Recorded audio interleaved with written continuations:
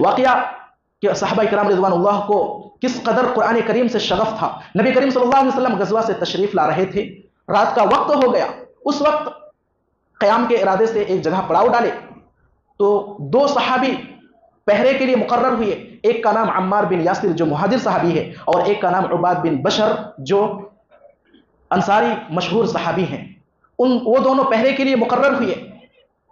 تو ان دونوں نے یہ طے کیا کہ ہم آدھی رات پہرا دیں گے، آدھی رات ہم جاگیں گے اور پہرا دیں گے اور آدھی رات تم سو گے۔ تو اس طرح عمار بن یاسر کا تقرر ہوا کہ وہ پہلے جاگیں گے، انہوں نے جاگ کر پہرا دینا شروع کیا، اسے بوریت محسوس ہونے لگی تو اس وقت وہ نماز کی نیت سے کھڑے ہو گئے۔ اتنے میں ایک دشمن نے ان پر حملہ کر دیا، ایک تیر داغ دی، لیکن دیکھا کہ کوئی حرکت نہیں ہوئی،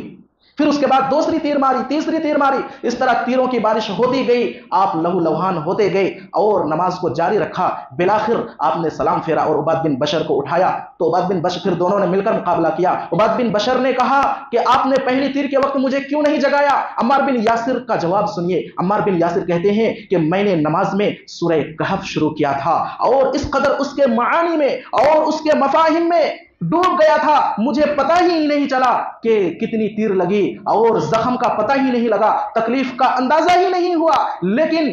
جب مجھے پتہ چلا کہ خون بہ رہا ہے اس وقت مجھے لگا کہ اب سلام پھیر دینا چاہیے، کیونکہ نبی کریم صلی اللہ علیہ وسلم نے جس مقصد کے لیے ہمیں یہاں پر حراست و حفاظت کے لیے، حفاظت کے مقصد کے لیے کھڑا کیا ہے، وہ مقصد فوت ہو جائے گا، اسی لیے میں نے آپ کو اٹھایا ورنہ نہیں بیدار کرتا۔ اللہ اکبر، یہ ہے صحابہ کرام کا شغف قرآن کریم کے ساتھ۔ اور دوسرا واقعہ جو صحیح مسلم اور صحیح بخاری میں موجود ہے، حضرت ابو سعید خدری رضی اللہ تعالیٰ عنہ کہتے ہیں کہ حضرت اسید بن حضیر جو ایک مشہور انصاری صحابی ہیں، وہ نبی کریم صلی اللہ علیہ وسلم کے پاس آ کر ذکر کرنے لگے، اللہ کے نبی صلی اللہ علیہ وسلم،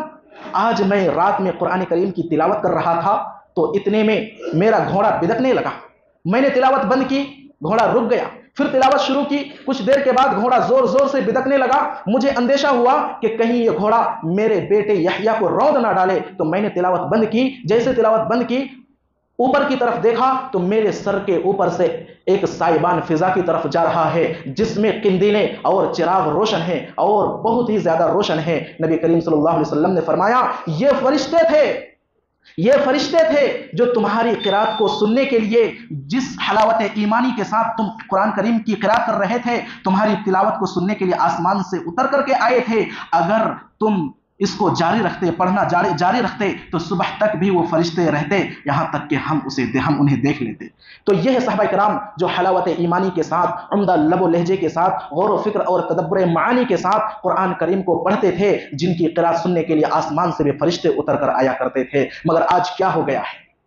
ہم کیوں قرآن کریم سے بے رغبت ہو رہے ہیں، بے توجہی برت رہے ہیں، بے التفاتی کا شکار ہیں؟ کیوں ایسا؟ اس کے کئی سارے وجوہات ہیں۔ ایک چیز تو یہ لگتی ہے کہ ہم عجم ہیں، یعنی قرآن کریم عربی میں ہے اور ہم عجم ہیں، ہماری زبان، ہماری لینگویج عربی نہیں ہے، اسی لیے شاید قرآن کریم سے بے رغبت ہو رہے ہیں۔ لیکن ہر زبان میں ترجمہ موجود ہے، جو اللہ کا مخلص بندہ ہوتا وہ کہیں نہ کہیں سے تو قرآن کریم کو سمجھنے کی کوشش کرتا۔ اسی طرح اور کئی سارے وجوہات ہیں، انشاءاللہ مزید وقت رہا تو کبھی بیان کیا جائے گا۔ اللہ رب العزت سے ہم دعا گو ہیں کہ الہا